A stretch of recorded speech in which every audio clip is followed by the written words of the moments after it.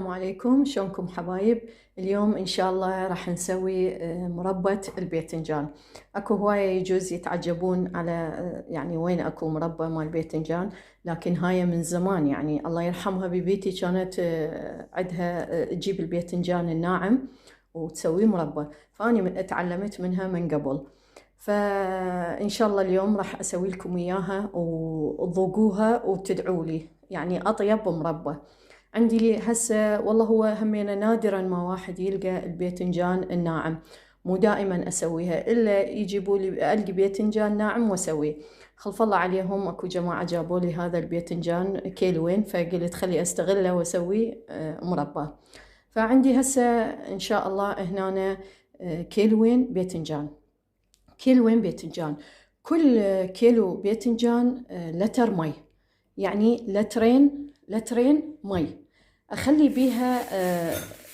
اكو هاي المادة يسموها كلس او نورة، احنا نسميها عند العطار موجود نورة هي، بس بالدول يسموها كلس، وطبعا احنا هم موجود عندنا يسموها الكلس. كل لتر مي او كل كيلو باذنجان اخلي له ملعقة اكل من هاي المادة. وهسه ان شاء الله اشوفكم شلون اقشر الباذنجاناية كامل، تقشير كامل، وبس افشكها من النص، يعني ما اقصها، فقط افتحها من طرف واحد على مود باكر ان شاء الله، لان راح ابيتها بهاي المادة الكلس، وباكر اغسلها والصبح ان شاء الله واسوي لها الشيرة. ان شاء الله راح ابدي مثل ما قلت لكم، كل كيلو باذنجان نخلي له لتر مي، فعندي كيلوين باذنجان لترين مي، فكل كيلو اخلي له ملعقه اكل من هاي اللي قلت لكم الماده نوره او الكلس. هاي ملعقه وهاي ملعقتين. طبعا هي راح تتجانس ويا المي وتنزل الماده لي جوا، بس يبقى المي الصافي اللي فوق.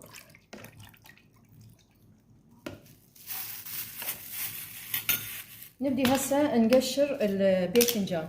لازم كل باذنجانية نقشرها نخليها بذيك المادة لأن تصير سودة، تقشير كامل.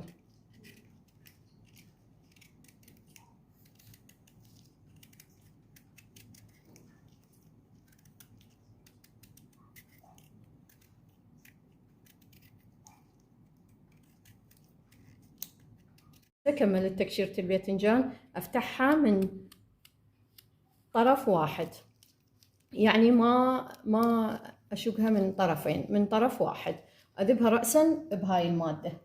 راح هسه أقشر الباذنجاناية اللخ.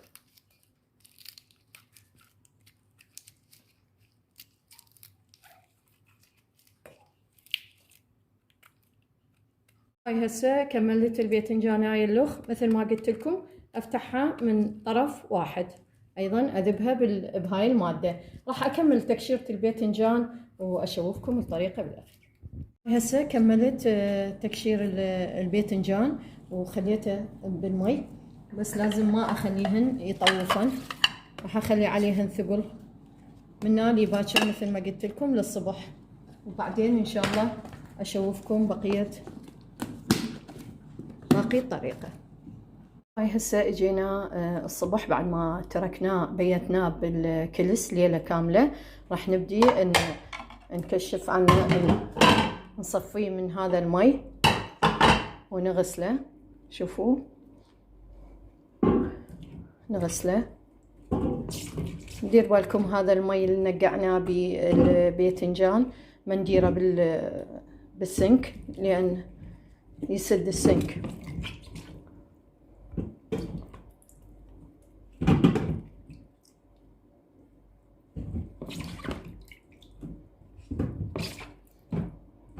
اغسله انظفه من هاي المادة اللي نقعتها بيها.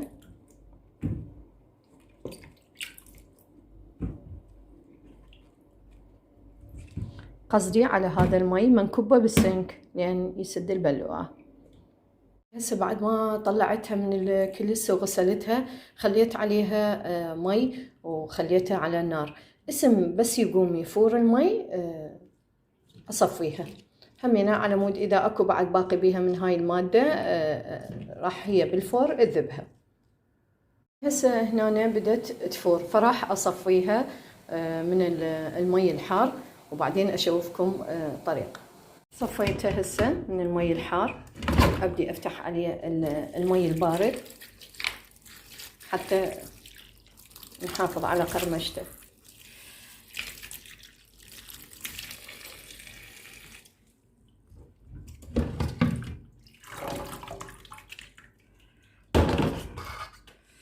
شوفوا شلون همينة بعد ذبت من هذا المادة اللي نقعناها بيها.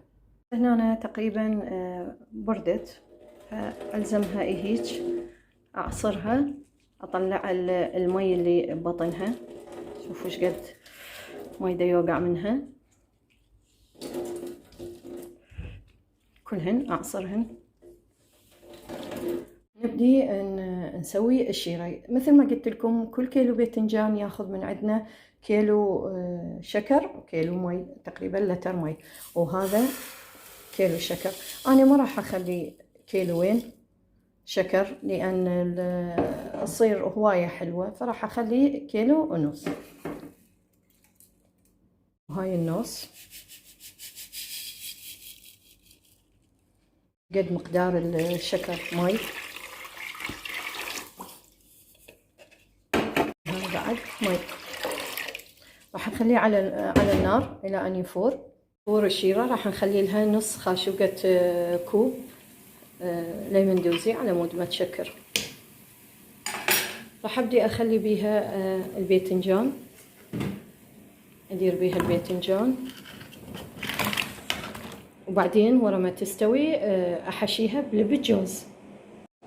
طبعا هاي كل ساعة راح أجي هيجي أغطسهم بالشيرة.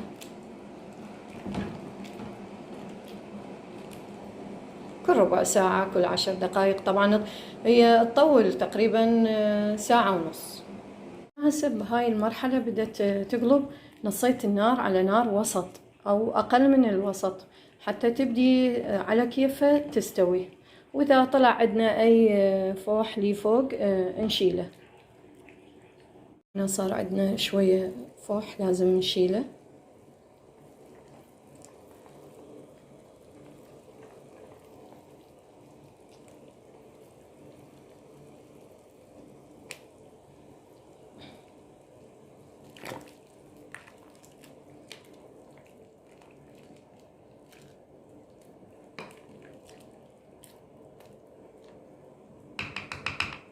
أنا هسه أذب وياها كم هيلاية. هسه وصلت هاي المرحلة، ثخنت الشيرة واستوت الباذنجانايات وطفيت النار، فعوفة شوية تبرد وأحشيها باللب الجوز وأشوفكم النتيجة. وهاي النتيجة بعد ما بردن حشيتها الباذنجاناية بلب الجوز. طبعا هاي الكيلوين صارت عندي 5 شياشة. أتمنى تنال إعجابكم، وصدقوني جربوها وإن شاء الله تدعوا لي. وأرجو منكم تشتركون بقناتي، تضغطون على الجرس على ميزة الكل حتى توصلكم كل فيديوهاتي. مع السلامة.